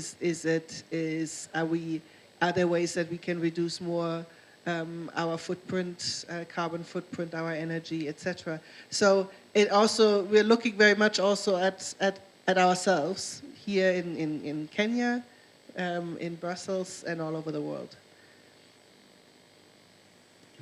Thank you very much for this intervention, on your indications also on smooth implementation. It's about having this virtuous cycle, right, of stimulating the drive of private sector and their awareness, and making it going forward. It's also about not only scaling up, which is quite, that would be a general approach, but actually making sure that it's spread out and adequate and adapted to all the regions and all the contexts, right? And connecting areas in this green way. And we see it happening already, and we would like to see it increasingly happening. And we see that's the drive and the motivation of you all. So thank you very much for these interventions too, and these indications. Maybe I'm checking on Karin right now. Do we have the time for a few more questions? Where are we now? Yeah, we have time maybe for, did you see any questions coming from the online participants? We have a few minutes, literally a few minutes, actually 3. Sorry, because I don't want everyone to be waited, but if there's questions in agriculture. Well, I see now, I guess you can all see there's a question for agriculture development, right? Projects often overlooked, local and indigenous knowledge. Could you inform us about indigenous knowledge for circular economy to prevent making the same mistake? Yeah. Yes, very good question. I think we highlighted it in the beginning of the sessions as well, but it's not long ago that we actually were quite circular. So we're not so far away from that, and especially I think in Africa and here as well, we didn't have waste. Maasai didn't have waste up till a few years ago. I think we invented plastic 60 years ago, and I think to even go back to what Richard Leakey is referring to, if we would all consider ourselves part of the animal world again, then we realize that we only exist because nature is existing. And we only have one thing that is maybe making us different from some animals, other animals, and that's that we can imagine and therefore we can create. So we're the only one species that does that. We picture something, we create it, and we don't know how it's going to really benefit us, but we create it. And I think that's also, we're creating a new system. It's not because a lot of people say, but you can't really change everything. But we only created it a few hundred years ago, so why would we not be able to? And secondly, we've always been part of evolution and change, so we should be adaptable in that way. And referring to the knowledge and the traditional knowledge, I think there's a lot of traditional knowledge that we shouldn't lose. It's in all the value chains, in all the industries, also in textiles. We have amazing cultural heritage. We have traditional knowledge on nature, on how to grow plants, on medication, on health. And it's really not so far away. We shouldn't forget about it, because before we know it, we can't tap into our ancestors like that. But if we can combine that, bring all the good from the past into the future and adapt it to the current situation, I think we have a lot of solutions are there. I mean, you talked about the buildings we live in. It's in everything. Why we at school not start with looking at your desk? It's made out of what? A lot of kids don't know. Kids in my country think the milk comes from the supermarket, but we are the biggest milk drinkers in the world. And it comes from a cow. So I think to go back to reflecting on what your impact is, how your value chain looks like, and the role you need to play, and where do you need to tap into the right knowledge and support. And one element is traditional knowledge. The other one is maybe sometimes low-tech innovation. It doesn't always have to be high-tech. We need to understand why do we use what we use, and how do we do that, and for what purpose, and rethink that process. Because some things you need to scale, some things you need to spread, some things you just need to copy-paste, and mostly we need to move from trends to a new normality. So anything that's a trend now, that's great, because that we created over the years. We see amazing trends also in the other sessions. You will see what kind of trends can we hold on to, and they guide the way, but they need to become the new norm, and that's what we all want to achieve. We can do one sort of wrap-up comment, and I want to ask Nelly, after that, it's there, your special stuff, so you can maybe say something about that and give that to them as well, to the speakers. Yeah, maybe just, can you give us one sort of motto that we can carry forward? Because we have here the Coalition of the Willing. We have 200 Coalition of the Willing in the online participants. So the Coalition of the Willing, what can we hold on to together, and how does the future looks like? So maybe we just do a circle, because that's our favorite shape. I think for me, what I'd say, and what we might not have touched on today, is to start when the people are young. And I think education plays a lot into how the circular economy will go in the next years and decades to come. And I'd say from the system, the educational system, we're not yet there.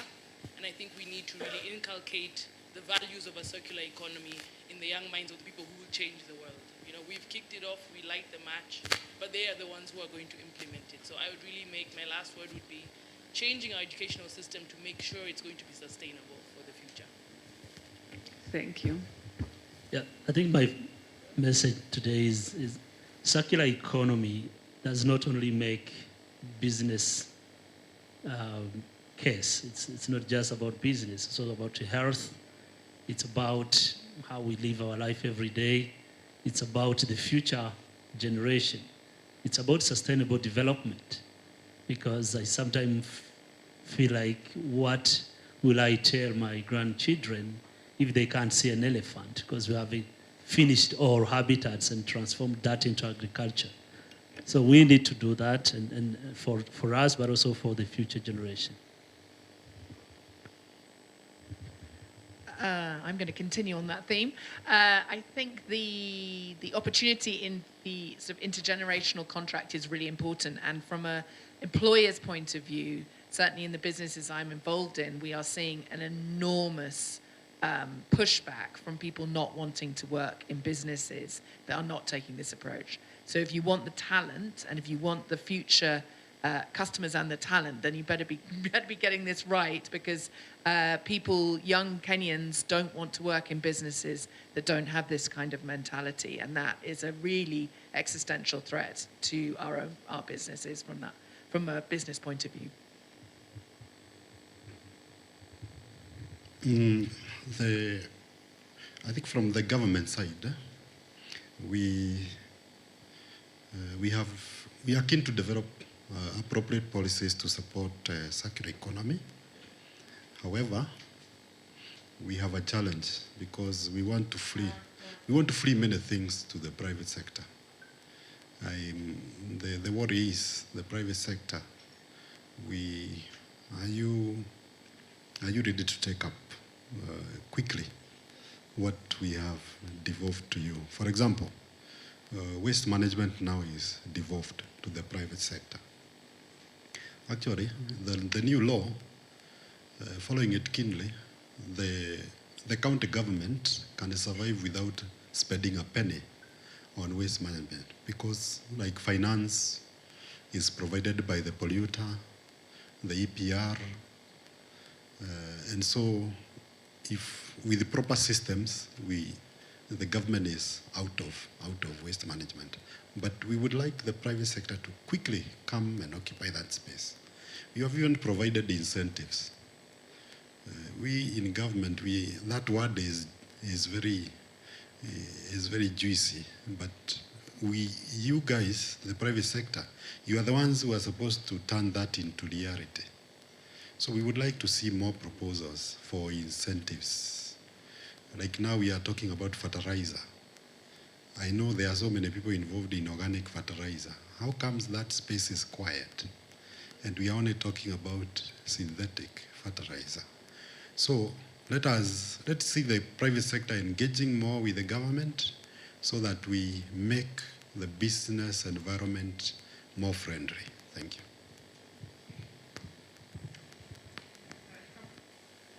From my side, I am a scientist, so I do believe in science and innovation bringing solutions. And for that to work, I think we have to talk to each other and listen to each other. I think the listen part is often forgotten in the talking. And the other thing that I took away from this is coming from Karin, that often in order to find the solution, you have to shift your point of view. You have to shift where you stand and how you look at a problem. And once you do that, sometimes you find that the solution is quite obvious. So that's what I want to take away and what I want to give to the room. Thank you.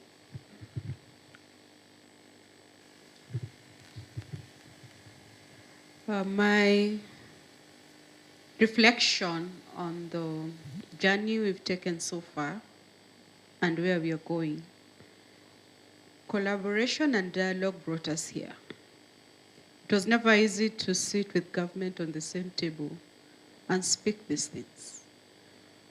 The fact that we managed to be on the table and spoke to each other and listened to each other made us co-create solutions.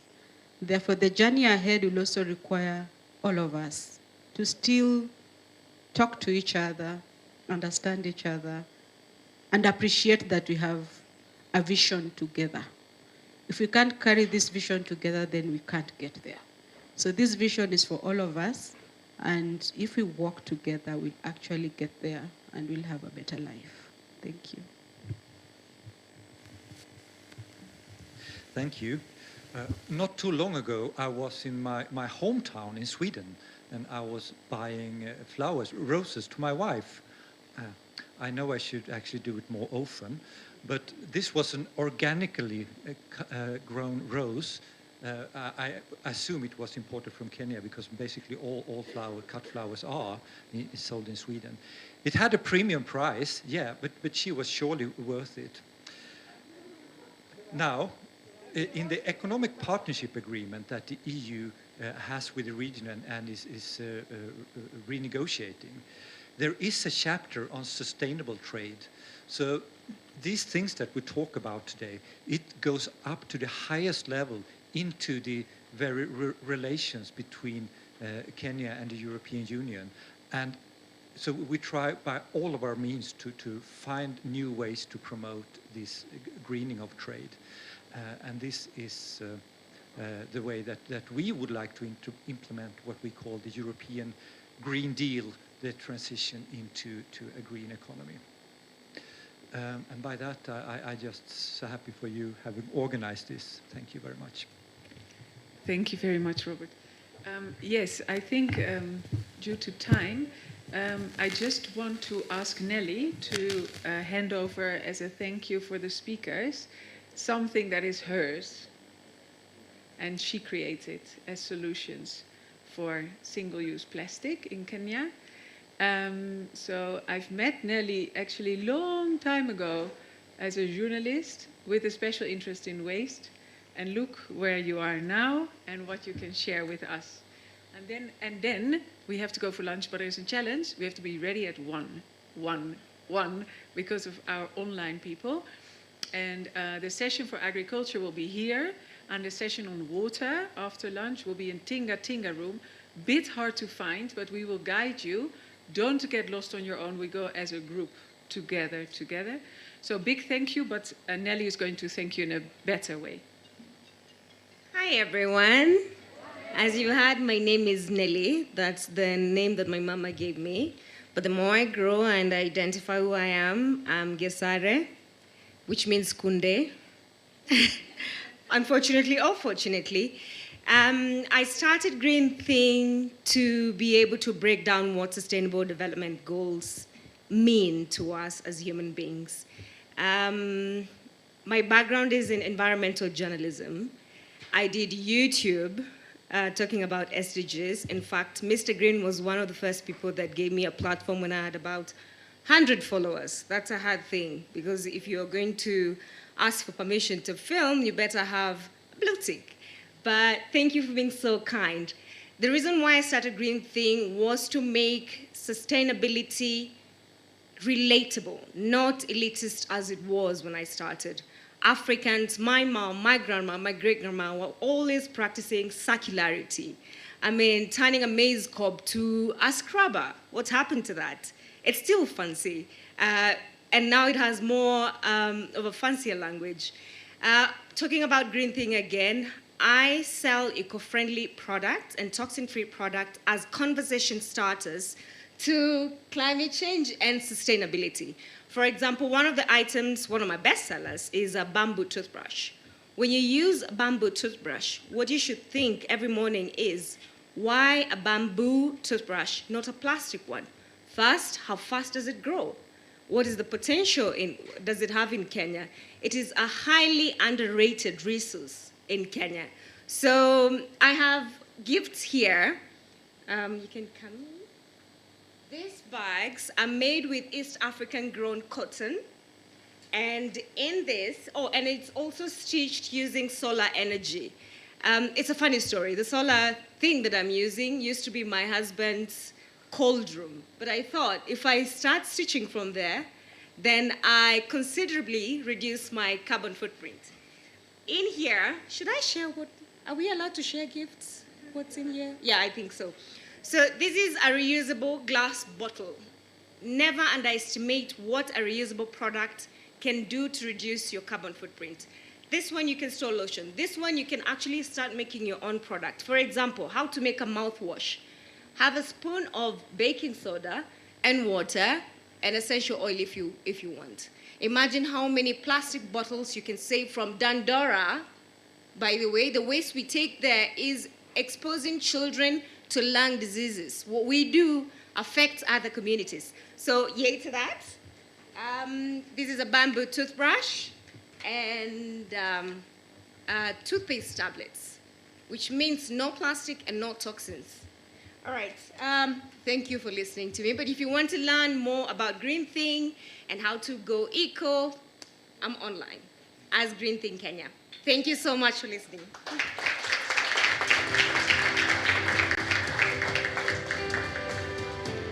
Thank you.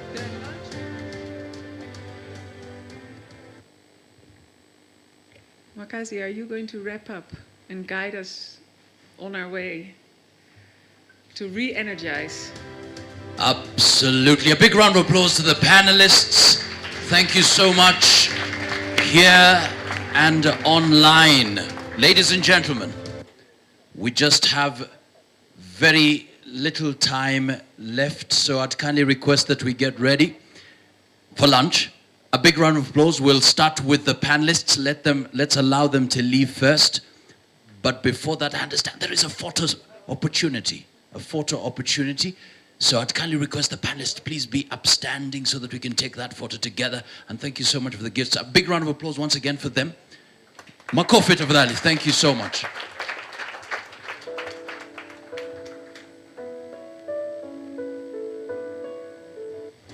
There you go. Thank you so much. All right. So we are ready for lunch. We'll allow our panelists to leave first. Then the rest of us will leave for lunch.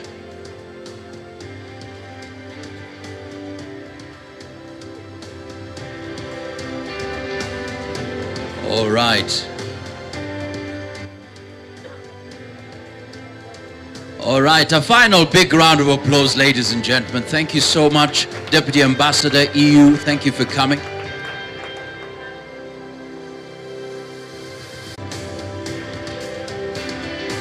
Remember, we are starting off our afternoon sessions at exactly 1 p.m.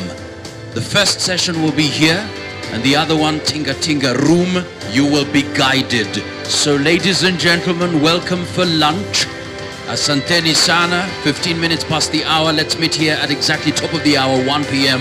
Those joining us via Zoom, many thanks for being here. Asanteni sana, all the best. See you at work.